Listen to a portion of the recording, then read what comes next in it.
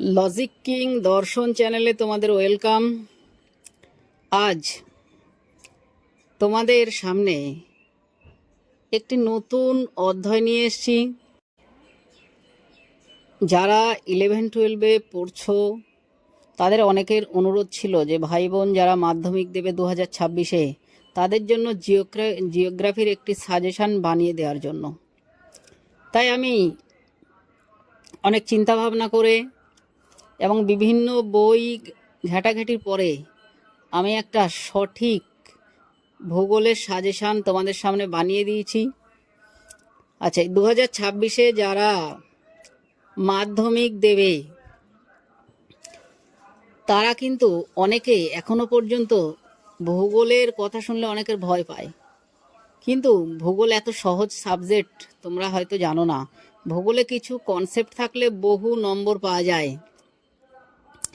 2026-এ যারা মাধ্যমিক দেবে, যারা ভাই বোন, যাদের ভাই বোন বা যারা যে সমস্ত ছেলেমেয়েরা 2026-এ মাধ্যমিক দেবে তারা জিওগ্রাফির যে কোশ্চেন প্যাটার্ন সেটা হয়তো তোমরা জানো না। জিওগ্রাফিতে কিভাবে কোশ্চেন আসবে একটু জেনে নাও। আমি চ্যানেলের মাধ্যমে বলে দিচ্ছি। অনেকে হয়তো ভাবছো যে কোশ্চেন কিভাবে আসবে, অনেকেরই কোশ্চেন কিভাবে আসে কিন্তু জানা নেই। কোশ্চেন প্যাটার্ন আমি বলে দিচ্ছি, তোমরা একটু কনসেপ্ট রাখো, একটু ধারণা রাখো, তাহলে বুঝতে পারবে যে কোশ্চেনটা কিভাবে আসে। প্রথমত জিওগ্রাফিতে প্রথম শর্ট কোশ্চেন তোমাদের কিন্তু 36টা থাকবে 1 নম্বরের। 36x1। এই 36x1 কোশ্চেনটা কিভাবে আসবে? শূন্যস্থান পূরণ থাকবে, তারপরে তোমাদের ডান দিক বাঁ দিক মেলানো থাকবে, তারপরে সঠিক উত্তর টিক দেওয়া মাল্টিপল চয়েস থাকবে। আচ্ছা, সঠিক উত্তর বেছে নিয়ে নিতে হবে। এছাড়া তোমাদের ডান দিক বাঁ দিক মেলানো থাকবে। বিভিন্ন ধরনের এই ধরনের কোশ্চেন, কোনোটা শুদ্ধ অশুদ্ধ থাকবে। এই ধরনের কোশ্চেন কিন্তু তোমাদের 36টা থাকবে। যারা একটু ভূগোল বইটা থরলি রিডিং পড়েছো তাদের কিন্তু এখানে 36, এখানেই কিন্তু 30-35 পাওয়াই যায়। এই যে গেল আমাদের 36। তাহলে আমাদের এরপরে কোশ্চেন কি আসবে? আমাদের 2 নম্বরের কোশ্চেন আসবে কিন্তু 6টি। তাহলে 2 নম্বরে যদি কোশ্চেন 6টি আসে তাহলে 6 দোকানি 12, তাহলে 36 আর 12 কত হলো? 48 হলো। এরপরে আমাদের 3 নম্বরের টিকা আসবে 4টি, 3 এ 4 12, তাহলে কত হলো? 3 এ 4 12, তাহলে হলো আমাদের 36 আর 12, 48 আর 12 60। এরপরে আমাদের কোশ্চেন আসবে 4টি, কিন্তু 5 নম্বরের কোশ্চেন আসবে। 4টি 5 নম্বরের কোশ্চেন আসবে, 4 5 20। তাহলে আমাদের দেখো টোটাল কত নম্বর হলো? 80 নম্বর হলো। তাহলে আমাদের আরও 20 নম্বর বাকি। তাহলে তোমরা দেখেছো যে সমস্ত ভাই বোনরা জিওগ্রাফিতে ম্যাপ পয়েন্টিং প্র্যাকটিস করুনি বা করে হয়ে ওঠেনি, তারা কমেন্ট করে জানাবে। তাদের জন্য আমি ম্যাপ পয়েন্টিংও দিতে পারবো, যেহেতু ম্যাপ পয়েন্টিং একটা খুব ইম্পর্টেন্ট। 10 নম্বর একেবারে ফ্রি নম্বর পাওয়া যায়। 10টি ম্যাপ পয়েন্টিং করলেই কিন্তু 10 নম্বর পাওয়া যায়। তাহলে 80 আর 10-এ 90, আর প্রজেক্টে থাকবে তোমাদের 10, তাহলে কত হলো? 100। এই 100 নম্বরের কোশ্চেন। তাহলে আমি তোমাদের এমসিকিউ এসএকিউর কিন্তু কোনো কোশ্চেন তোমাদের সামনে তুলে ধরছি না। ওগুলো যারা বই ভালো করে পড়েছো তারাই কিন্তু এমসিকিউ এসএকিউর উত্তর পেয়ে যাবে। আর তোমাদের যেটা জানার, যেহেতু 4টি 5 নম্বরের কোশ্চেন আসবে, এখানে কোনটা পড়বে বুঝতে পারছো না।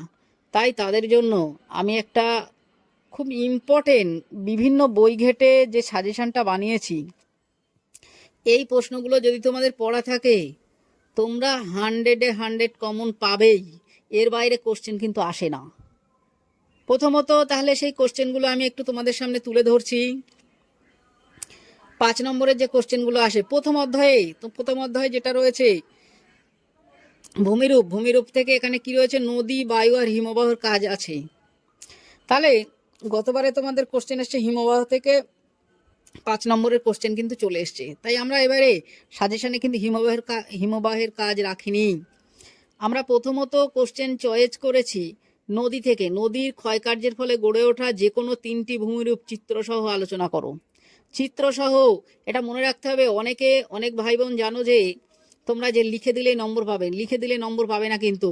এই যে চিত্র বলেছে যে কোনো তিনটি নদীর ক্ষয়কাজের ফলে গড়ে ওঠা তিনটি ভূমিরূপ, যেমন বদ্বীপ হতে পারে, যেমন অশ্বক্ষুরাকৃতি হ্রদ হতে পারে, স্বাভাবিক বাঁধ হতে পারে, এছাড়া বিভিন্ন কাজ রয়েছে। এই কাজগুলো যে কোনো তিনটি ভূমিরূপ চিত্রসহ আলোচনা করলেই হয়ে যাবে। তবে অবশ্যই ছবি দেবে, ছবি যদি না দাও তিনটে এই ভূমিরূপ যদি তোমরা লেখো 3 পাবে, আর ছবিতে কিন্তু 2 নম্বর। ঠিক আছে, যদি তোমরা সুন্দর করে লিখে আসো 3 নম্বর পাবে, আর ছবিতে 3টে ছবি কিন্তু দিলে তোমার আরও 2 নম্বর পাবেই। যদি শুধু লিখে আসো তাহলে 3-এ বিচার হবে কিন্তু। আচ্ছা, নাম্বার 2তে কি বলছে, নদীর সঞ্চয় কার্যের ফলে গড়ে ওঠা যে কোনো তিনটি ভূমিরূপ চিত্রসহ আলোচনা করো। সঞ্চয় কাজের ফলে গড়ে ওঠা, সঞ্চয় কাজের ফলে গড়ে ওঠা তিনটি ভূমিরূপ। আচ্ছা সরি, প্রথমটা আমরা নদীর ক্ষয়কার্যের ফলে বলেছি, তাই না? ক্ষয়কার্যের ফলে হচ্ছে তোমার আয়াকৃতি, ভি আকৃতি, এই সমস্ত নদী উপত্যকাগুলি হবে। গিরিখাত, ক্যানিয়ন, এছাড়া এই যে বিভিন্ন ভূমিরূপ রয়েছে ওখান থেকে যে কোনো তিনটি ভূমিরূপ দেবে। আর আমি যেটা প্রথমে বলেছি নদীর সঞ্চয় কাজের ফলে গড়ে ওঠা ভূমিরূপ, যেমন অশ্বক্ষুরাকৃতি হ্রদ, বদ্বীপ, স্বাভাবিক বাঁধ, এই সমস্ত ভূমিরূপগুলি যে কোনো তিনটি ভূমিরূপ। যদি তোমরা নদীর ক্ষয়কাজ ও সঞ্চয় কাজের তিনটি ভূমিরূপ চিত্রসহ পড়ে যাও তাহলে তোমরা মোটামুটি ধরেই নিতে পারো প্রথম কোশ্চেনটা কমন পেয়ে গেছো। এছাড়া এখান থেকে বায়ুর ক্ষয়কাজের ফলে গড়ে ওঠা যে কোনো তিনটি ভূমিরূপ এবং বায়ুর সঞ্চয় কাজ, এই দুটো পড়ে রেখো। বায়ুর ক্ষয়কাজের ফলে গড়ে ওঠা তিনটি ভূমিরূপ ভেরি ভেরি ইম্পর্টেন্ট, যেমন গৌড় আছে, যুগান আছে, ইয়ারড্যাং আছে। হ্যাঁ, বায়ুর সঞ্চয় কাজের ফলে গড়ে ওঠা তিনটে ভূমিরূপ, ওটা আমি সাজেশনে দেইনি, তবু তোমরা শুনে রেখো। বায়ুর সঞ্চয় কাজের ফলে গড়ে ওঠা ভূমিরূপ যেমন তির্যক বালিয়াড়ি, শিব বালিয়াড়ি, হ্যাঁ বারখান, এই সমস্ত জিনিসগুলো তো কিন্তু তোমরা পড়ে রাখবে। হলো, তাহলে প্রথম অধ্যায় থেকে একটি কোশ্চেন কিন্তু তোমাদের দেয়া হবে। হ্যাঁ, 5 নম্বরে একটি কোশ্চেন। তাহলে কিন্তু এই যেগুলো যদি তোমরা পড়ে রাখো তাহলে কিন্তু তোমাদের কমন কেউ আটকাতে পারবে না। নাম্বার 2, বায়ুমণ্ডল। বায়ুমণ্ডল থেকে এখান থেকে একটা কোশ্চেন খুব ইম্পর্টেন্ট, বায়ুমণ্ডলের উষ্ণতার তারতম্যের কারণগুলি আলোচনা করো। বায়ুমণ্ডলের উষ্ণতার তারতম্যের কারণগুলি আলোচনা করো। এখান থেকে একটা কোশ্চেন আমি সিলেক্ট করেছি, এই কোশ্চেনটা প্রত্যেকে পড়ে রাখবে, তাহলে কিন্তু বড় কোশ্চেন কিন্তু কমন পেয়ে যাবে। আচ্ছা, তারপরে আমরা সমুদ্র স্রোত, জোয়ার ভাটা থেকে দেখছি সমুদ্র স্রোত সৃষ্টির কারণগুলি লেখো, আর হচ্ছে জোয়ার ভাটা সৃষ্টির কারণগুলি লেখো। এই দুটো কোশ্চেন যদি তোমরা পড়ে রাখো এখান থেকে একটা কোশ্চেন কনফার্ম ধরেই নিতে পারো। সমুদ্র স্রোত সৃষ্টির কারণ, জোয়ার ভাটা সৃষ্টির কারণ, দেখতে পাচ্ছ। এছাড়া বজ্র ব্যবস্থাপনা আমরা যাচ্ছি, বজ্র ব্যবস্থাপনায় শিক্ষার্থীদের ভূমিকা আলোচনা করো। যে আমাদের সমাজে যে বজ্র ব্যবস্থাপনা যে ব্যবস্থা রয়েছে সেখানে শিক্ষার্থীরা কি কাজ করবে তাদের সম্পর্কে একটি 5 নম্বরের প্রশ্ন, 5টি পয়েন্ট দিয়ে তোমাদের সুন্দর করে লিখতে হবে কিন্তু। নাম্বার 8 কি বলছে, ভারতের ভূপ্রকৃতি। এখানে একটা খুব ইম্পর্টেন্ট কোশ্চেন, ভারতের ভূপ্রকৃতিকে কয় ভাগে ভাগ করা যায়?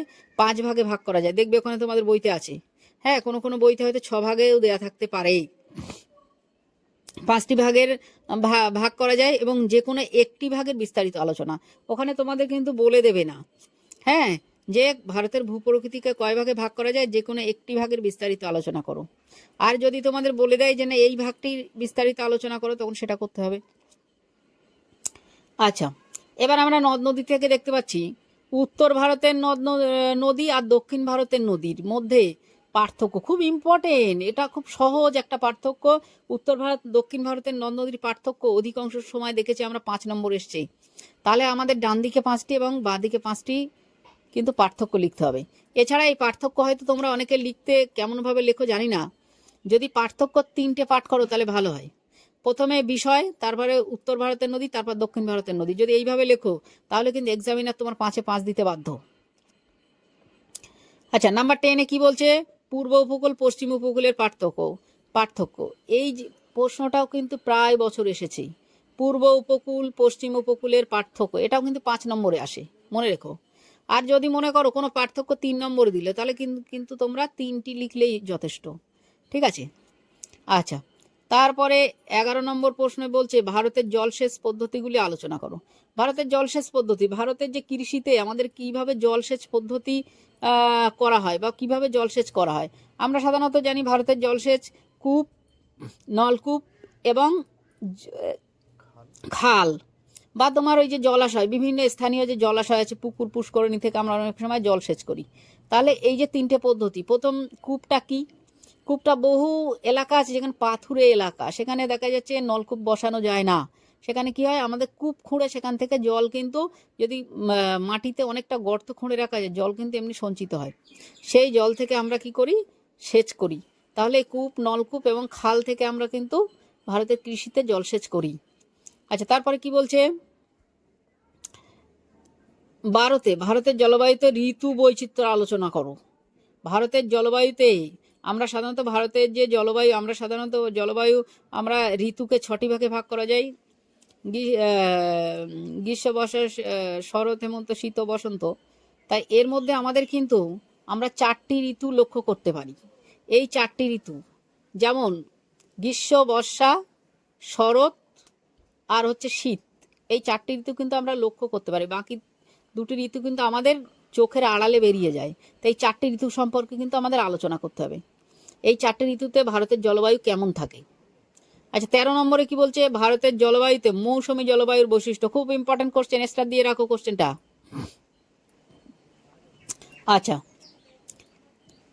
এই কোশ্চেনটা ইম্পর্টেন্ট। এরপরে চলে আসছি আমরা ভারতের কৃষিতে। ভারতের কৃষিতে আমরা এসছি, এখানে আমরা প্রতি বছর দেখেছি ভৌগোলিক অনুকূল পরিবেশ, যে কোনো চাষের ভৌগোলিক অনুকূল পরিবেশ 5 নম্বর এসছে। গতবারে আমাদের এসছে, তোমরা হয়তো জানো না কি এসছে, গতবারে কিন্তু গম চাষের অনুকূল ভৌগোলিক পরিবেশ আলোচনা করো। তাহলে এবারে আমরা কিন্তু চা, আখ আর কার্পাস 3টে দিয়েছি, তার মধ্যে আখ আর চাটা বেশি ইম্পর্টেন্ট। আখ আর চাটা বেশি করে পড়বে। আর এই চাষাবাদ এমন একটা জিনিস, তোমরা কিন্তু একটি কনসেপ্ট রাখলে বাকি সমস্তটা লেখা যায়। কারণ হচ্ছে দেখবে কোনো চাষাবাদ মাটি, জলসেচ আর হচ্ছে তোমার মাটি, জলসেচ আর হচ্ছে তোমার আবহাওয়ার একটু চেঞ্জ হয়, আর বাকি দেখবে সব পয়েন্ট কিন্তু এক। যেমন তোমার মূলধন, যেমন তোমার লেবার বা তোমার যে লোকজন, 3 নম্বর হচ্ছে তোমার হচ্ছে যে ওই পরিবহন, 4 নম্বর হচ্ছে কারখানা, হ্যাঁ, 5 নম্বর হচ্ছে তোমার সার প্রয়োগ। এইসব পয়েন্টগুলো কিন্তু প্রত্যেকটার ক্ষেত্রে কিন্তু একই। তাহলে কিন্তু তোমরা যদি একটু কনসেপ্ট রাখো চাষাবাদের ব্যাপারে তাহলে কিন্তু তোমরা লিখতেই পারো। আচ্ছা, নাম্বার 15-এ কি বলছে, পূর্ব মধ্য ভারতে লোহা ইস্পাত শিল্পের কেন্দ্রীয় ভবনের কারণ কি, বলতেই পারে। আবার শুধু পূর্ব মধ্য বাদ দিয়ে শুধু বলতে পূর্ব ভারতে লোহা ইস্পাত শিল্পের কেন্দ্রীয় ভবন বলা হয়েছে কেন, বা পূর্ব মধ্য ভারতে লোহা ইস্পাত শিল্পের কেন্দ্রীয় ভবন বলা হয়েছে কেন, তাহলে কিন্তু এই কোশ্চেনটাই লিখতে হবে। খুব ইম্পর্টেন্ট একটি কোশ্চেন।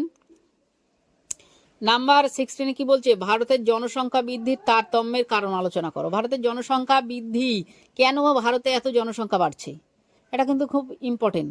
এছাড়া প্রশ্নটা এইভাবে দিতে পারে যে ভারতের জনবিস্ফোরণ কেন হচ্ছে। ঠিক আছে, ভারতে এত জনসংখ্যা কেন। আমরা জানি ভারতে প্রায় এখন পৃথিবীর সবচেয়ে জনবহুল দেশ কিন্তু ভারতবর্ষ, চীনকেও ছাড়িয়ে গেছে। তাই ভারতবর্ষ কিন্তু এত জনসংখ্যা কেন, এর কিন্তু কারণ তোমাদের কোশ্চেনটা কিন্তু আসতেই পারে। এটা কিন্তু যার একটু ধারণা থাকবে সে কিন্তু লিখতেই পারবে। ঠিক আছে, লাস্ট কোশ্চেন আজকে, পশ্চিম ভারতের তাপ্তি নর্মদা নদীর মোহনায় বদ্বীপ গড়ে ওঠেনি কেন। আমরা পূর্ব ভারতে যেসব নদী পেয়েছি, পূর্ব ভারতে গঙ্গা, তারপর তোমার গোদাবরী, কৃষ্ণা, কাবেরী নদীর মোহনায় কিন্তু ছোট বড় বদ্বীপ গড়ে উঠেছে, কিন্তু নর্মদা, তাপ্তি নদীর মোহনায় বদ্বীপ কেন গড়ে ওঠেনি, এটা কিন্তু খুব ইম্পর্টেন্ট কোশ্চেন। এছাড়া যদি তোমরা ম্যাপ পয়েন্টিং প্রয়োজন হয় তোমরা কমেন্ট করে জানালে কিন্তু আমি ম্যাপ পয়েন্টিং তোমাদের সামনে তুলে ধরবো। আর যদি এমসিকিউ এসএকিউ কোনো প্রশ্ন যদি কারো বুঝতে সমস্যা হয়, বা যদি এমসিকিউ এসএকিউ কোশ্চেন তোমাদের প্রয়োজন হয় কমেন্টে জানাও, আমি তোমাদের সামনে তুলে ধরার চেষ্টা করব।